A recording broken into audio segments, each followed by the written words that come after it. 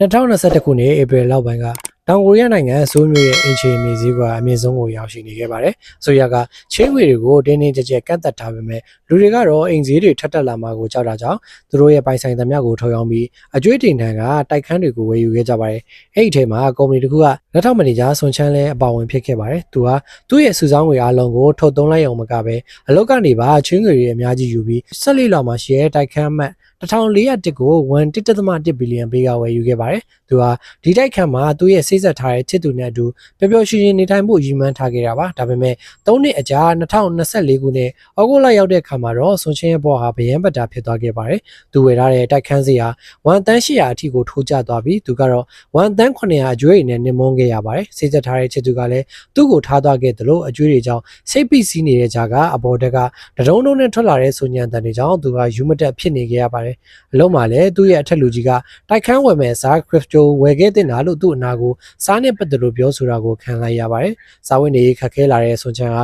ဝေချီတာရဲ့အနေနဲ့ရုံးကအစားတောက်တွေကိုခိုးယူတာရုံးမှာအားချင်းဆက်တွေအားသွင်းပြီးအိမ်မှာလျှက်စစ်မီးမသုံးအောင်ကြိုးစားတာတွေအထိလုပ်လာခဲ့ပါတယ်။ဒီညမှာတော့အိမ်မြေရောက်တဲ့အခါမှာအောက်ထက်ကအိမ်ကြီးချင်းတွေကစူညံတန်ကြောင့်သူတို့ကလေးအိမ်မရဘူးဆိုပြီးသူ့တကာမှာစားရီအများကြီးကတ်ထားတာကိုတွေ့လိုက်ရပါတယ်။တကယ်တော့အဲ့ဒီစူညံတန်တွေကသူ့စီကလာတာမဟုတ်ပဲသူ့ရဲ့အပေါ်ထက်ကလာတာပဲဖြစ်ပါတယ်။အခြေအနေတွေကပိုဆိုးလာပြီးမနက်စောကြီး4နာရီခွဲလောက်မှာတော့အပေါ်ထက်ကဖုံးတုံခံစားကြောင်းဆွန်ချမ်းနိုးလာခဲ့ပါတယ်။အဲဒီအချိန်မှာပဲအောက်ထက်ကအိမ်ကြီးချင်းအမကသူ့တကားကိုလာထုပြီးဒေါသတကြီးနဲ့ရန်လာလုပ်ပါတော့တယ်။ဆွန်ချမ်းကစူညံတန်ကသူ့စီကမဟုတ်ပဲအပေါ်ထက်ကလာတာလို့ရှင်းပြခဲ့ပေမဲ့အမကတော့မယုံပဲသူ့အိမ်ထဲတီကိုဝင်စစ်ဆေးခဲ့ပါတယ်။အိမ်ထဲမှာလည်းရှုပ်ပွားနေတာကိုမြင်တဲ့အခါမှာအမကဆွန်ချမ်းကိုပို့ပြီးတော့အထင်သေးသွားခဲ့ပါတယ်။ဒေါသထွက်သွားတဲ့ဆွန်ချမ်းကအပေါ်ထက်ကအခန်းကိုသွားပြီးအင်ရှင်ဒေမီယန်နဲ့တွားရောက်စကားပြောခဲ့ပါတယ်။ဒါပေမဲ့ဒေမီယန်ကလည်းစူညံတန်ကသူ့စီကမဟုတ်ပဲသူ့အပေါ်တက်ကလာတာလို့ပြန်ပြောပြလိုက်ပါတယ်။ဆိုချန်ဟာတစင်ပြီးတစင်16လာက Trent စီကိုပါသွားမိခဲ့ပေမဲ့ Trent ကလည်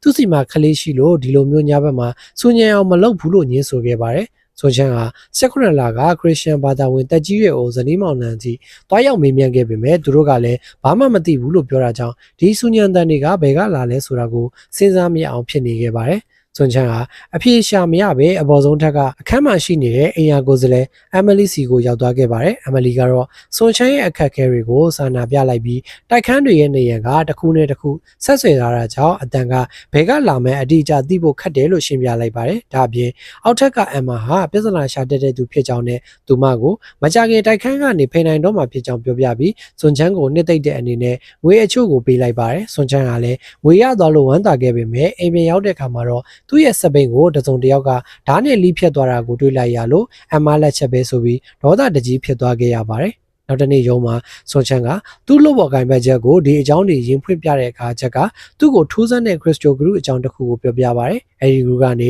GB coin ဆိုတဲ့ဒင်္ဂါပြဟာဒီညတန်ကောင်ရံမှာတော့815 point အထိကျသွားမှာဖြစ်ပြီးအဲ့ဒီအချိန်မှာဝယ်ထားရင်တပတ်အတွင်း800ရာခိုင်နှုန်းအထိအမြဲရနိုင်တယ်လို့အကြံပေးလိုက်ပါတယ်။ဆွန်ချန်ကပထမတော့မယုံပေမဲ့ဂျက်ကတက်တွေပြပြီးတိုက်တွန်းတာကြောင့်အကျွေးကနေလွတ်မြောက်ဖို့ဒါကသူ့ရဲ့နောက်ဆုံးအခွင့်အရေးပဲဆိုပြီးဆုံးဖြတ်လိုက်ပါတယ်။ဒါပေမဲ့သူ့မှာရင်းနှီးမြှုပ်နှံဖို့ငွေမရှိတာကြောင့်အတိုးကြီးပေးရတဲ့ငွေကြိုးချီးစားသူတွေစီသွားပြီးငွေချီးခဲ့ပေမဲ့ဘသူကမှထုတ်မချီးကြပါဘူး။အကြက်တဲဆိုင်နေတဲ့ဆွန်ချန်ဟာအစားတောက်ပို့တဲ့အချိန်ပိုင်းလို့ရင်းနဲ့ GB coin ဈေးကတဖြည်းဖြည်းကျလာတာကိုစောင့်ကြည့်နေခဲ့ပါတယ်။နောက်ဆုံးမှာတော့သူဟာစွန့်စားရတဲ့ဆုံးဖြတ်ချက်တစ်ခုကိုချလိုက်ပါတယ်။အဲဒါကတော့သူ့ရဲ့တိုက်ခန်းကိုကာလာပေါက်ဈေးတက်အများကြီးလျှော့ပြီး1,850နဲ့အမြန်ရောင်းဖို့အိမ်ချမ်းမြေကျိုးဆောင်စီကိုဖုံးဆက်လိုက်တာပါ။ကံကောင်းထောက်မစွာနဲ့ပဲရိုမန်လို့ခေါ်တဲ့လူတစ်ယောက်ကသူ့သားအတွက်ဆိုပြီးအဲ့ဒီညမှာတဲ့တိုက်ခန်းကို1,800နဲ့အပြက်ဝယ်ဖို့ရောက်လာခဲ့ပါတယ်။စရန်ငွေ185တန်းခုချက်ချင်းလွှဲပေးဖို့တောင်းဆိုလိုက်ပြီးစာချုပ်ချုပ်လိုက်ပါတယ်။သူစိတ်ထဲမှာတော့ခရစ်စတိုကနေအမြတ်များကြီးရရင်ဒီတိုက်တက်ခန်းကိုနှစ်ဆပေးပြီးပြန်ဝယ်မယ်လို့ကြံစည်ထားတာပါ။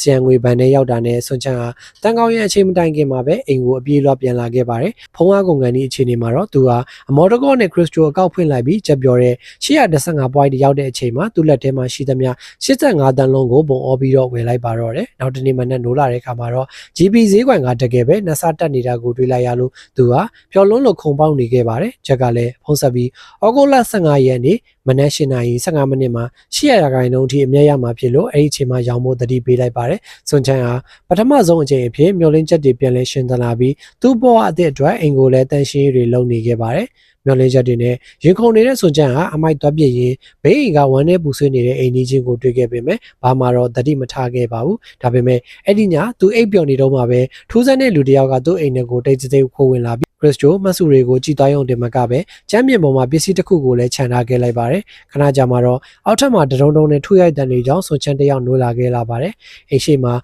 လူခေါ်ဘဲဒီတန်ကြောင့်သွားကြည့်လိုက်တော့အဘော်တက်ကဒေမီယန်ရောက်နေခဲ့တာပါဒေမီယန်ကလည်းစူညံတန်တွေကြောင့်စိတ်တုန်နေပြီးဆွန်ချန်အိမ်ကိုဝင်စစ်ဆေးခဲ့ပါတယ်ဒါပေမဲ့ဒေမီယန်အိမ်ထဲကိုရောက်လာတာစူညံတန်ကချက်ချင်းပဲရဲတန့်သွားခဲ့ပါတယ်ဆွန်ချန်ကဒေမီယန်ကိုအောက်ထက်ကအမ်မာဟာထူးထူးဆန်းဆန်းတွေလှုပ်တဲ့ကြောင်းနဲ့ဒီတိုက်ခိုက်ရဲ့နေရန်တွေကအတန်ကူးချက်ကြောင့်ရှင်းပြခဲ့ပေမဲ့ဒေမီယန်ကတော့မယုံကြည်ခဲ့ပါဘူးဒေမီယန်ပြန်သွားတာနဲ့စူညံတန်ကပြန်စလိုက်လာပါတယ်အဲ့ဒီအချိန်မှာပဲဆွန်ချန်ဟာဗရင်ပေါက်အပြင်ဘက်မှာဖုန်းတစ်လုံးကိုမြင်လိုက်ရတာကြောင့်အမ်မာကသူ့ကိုတစ်ချိန်လုံးစောင့်ကြည့်နေတာပဲလို့ထင်ပြီးတွေးအေးသွားခဲ့ပါတယ်သူဟာဒေါသတကြီးနဲ့အမ်မာခန်းထဲကိုသွားခောက်ခဲ့ပေမဲ့ဘယ်သူမှထွက်မလာခဲ့ပါဘူးအဲ့ဒီစားဘေးအိမ်ကလူတွေကထွက်လာပြီးစူညံတန်ကဆွန်ချန်ရဲ့အခန်းထဲကလာတာလို့ပြောဆိုတာကြောင့်သူဟာပို့ပြီးတော့ဇဝေဇောအားဖြစ်သွားခဲ့ရပါတယ်အပြင်ထွက်ပြီးဆက်လေးတောက်နေတော့မှပဲအမ်မာရဲ့ခင်မွန်ဖရန်နဲ့ဆုံးခဲ့ပြီးဖရန်ကစူညံတန်ကြောင့်အိမ်ကြီးချင်းကိုတက်ခဲ့တဲ့လူတွေအကြောင်းကိုပြောပြပြီးခြောက်လန့်လိုက်ပါတယ်ရန်တွေကြလာတဲ့ဆွန်ချန်ဟာစိတ်မလုံတော့သူလိုဖြစ်လာပြီးအိမ်ကြီးချင်းအားလုံးသူ့ကိုယူအောင်လုပ်ဖို့ပေါင်းကြံနေတယ်လို့ထင်လာခဲ့ပါတယ်ဒါပေမဲ့